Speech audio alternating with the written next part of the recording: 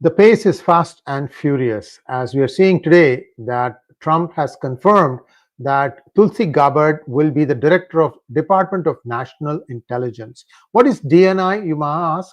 What's the difference between DNI and CIA? Well, Department of National Intelligence deals with some specific aspects of the intelligence collection. In fact, they have been Trump's ears and eyes during his first term. John Ratcliffe actually was the director of DNI at that time. Now he is the director of CIA, because Trump is trying to make sure that he literally, he's really trying to clean the swamp here to try and make sure that there is somebody of authority in place in the CIA. So now we still have FBI pending. It's not everything smooth sailing for Trump. In the Senate majority leader race, there were three candidates. There was Rick Scott, who was Trump's choice, and there were two other candidates, one of them being John Thune.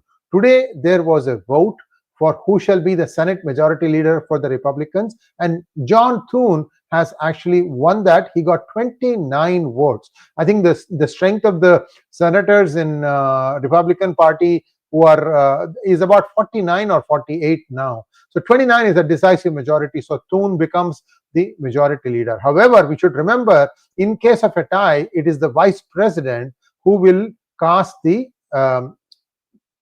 who will break the tie. So that is one side. Now, what is the other implications? John Thune is seen as part of the existing Republican leadership, and I don't know what is going to happen there as to whether they will still try to sort of impede Trump, because that's exactly what the previous one did.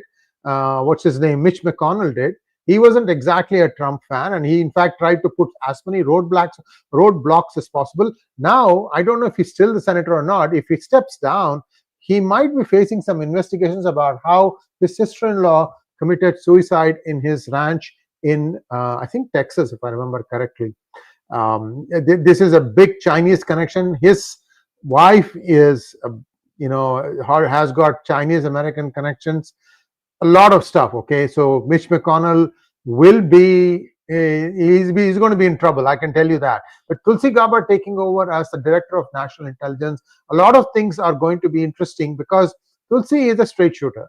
She says it as she sees it, and she has been remarkably steadfast in her support of the nation, especially when it comes to preserving the integrity of the country, the defense. She has been very, very clear in her thought processes. In fact, that was one of the reasons why she was shunned by the Democratic Party. I mean, Hillary Clinton made sure that Tulsi Gabbard would get elbowed out. It's not like, she literally got elbowed out of the Democratic Party. Then she finally quit the party after a few years.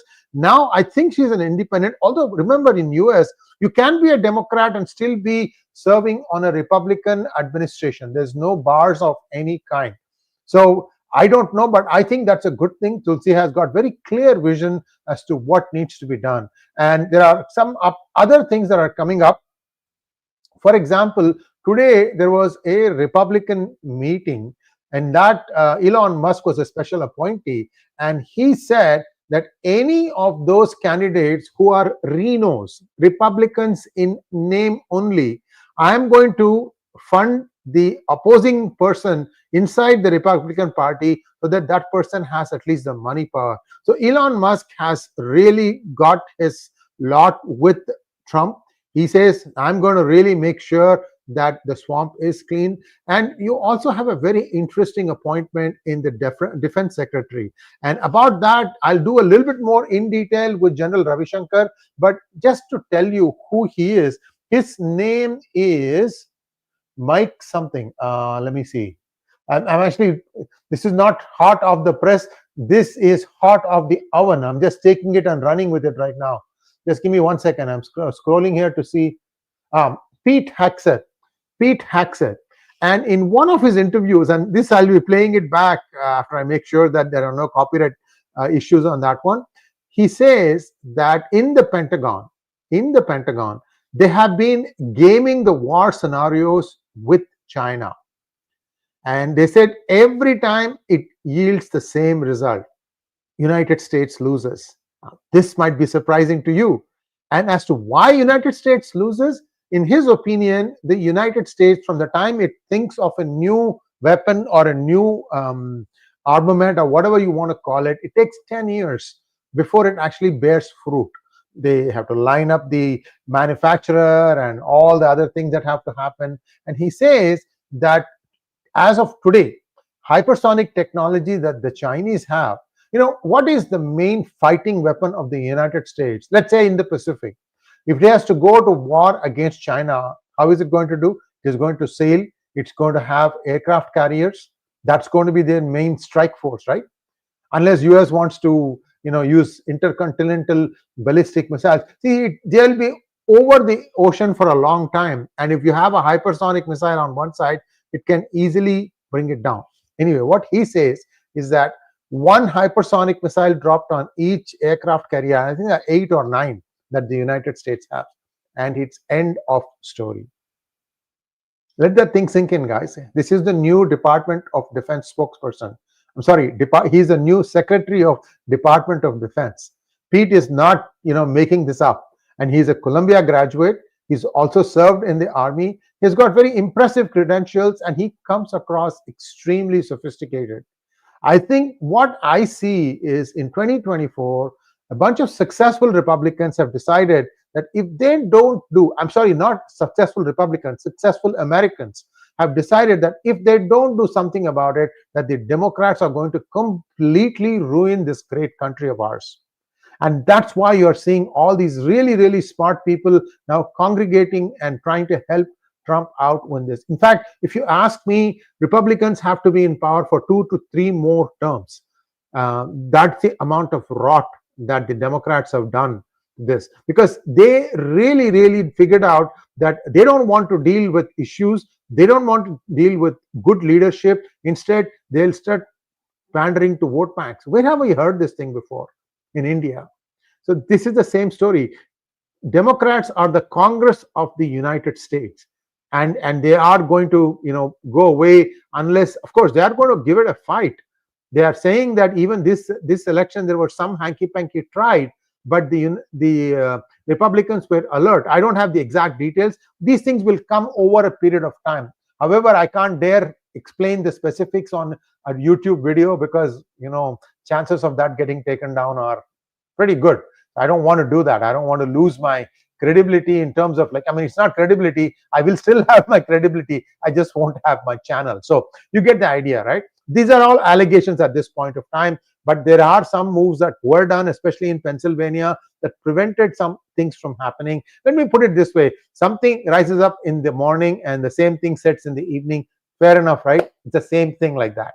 So that's all I have today. And Mano Alex says, this seems to be a pro-US and anti-BRICS channel. Why do you say that, Mano? Have you seen this? Have you seen us for the last 6-7 years? We've been in transmission for 6-7 years. Are you making up this observation after watching one video? I mean, don't you think that you need to see a few more videos before you make up your mind? Okay, question from Satya. He says, as Sanatani US citizen, what should be our agenda? Request to administration. Leave the Sanatanis alone. We don't want to go and fight anybody. But if there are people, lunatics, who are trying to say that we are going to take down Ayodhya temple, you got to take care of that. So there is the Ugra Sanatani that needs to show up. There is a Narasimha in every one of us. There's a Hanuman in every one of us. We need to start organizing effectively. And you saw what happened in Brampton, right? Only 1,000 people are expected to assemble. 6,000 showed up. So the Hindu is also seething. Seething. He's not angry. He's seething. So now that is beginning to show in action. In fact, there are some other videos saying that if you happen to be a student, if you happen to be on H1B, don't show up for a protest and all that BS. Every third person who's showing up pro-Khotestani protests in the United States, these guys are all from all over India. Their attorneys said, go and stand in these protests and have your video taken. Then in front of a judge, we can say, look, we will be discriminated against if you go back to India because of this video. I mean, these are all lowlifes. That's all I can say. So that's where things are standing at this point of time. Now, somebody's asking me about Kash Patel. Well, hold on. Wrong. What about Cash Patel? Is he setting some role? Not yet, but something will come up in the next couple of days. So we will wait and see what happens there. And here's a question from Sunny, a thought provocateur. Are there many Sachin Bazis in Canada police extracting money for Trudeau? I have no idea. This is for somebody in Canada to say. We are doing a lot of research. You do get a lot of data, but we need to counter check and cross check and verify. I mean, if money is given to you and there are no strings attached, people will get corrupt. That's all I can say. Well, guys, thank you so much for watching. And this was a very off the cuff thing that I decided to do because a lot of changes were coming in, a lot of appointments were coming in. I thought I should appraise you all of everything. Please like, subscribe, and please don't forget to click on the bell button for notifications. Namaskar.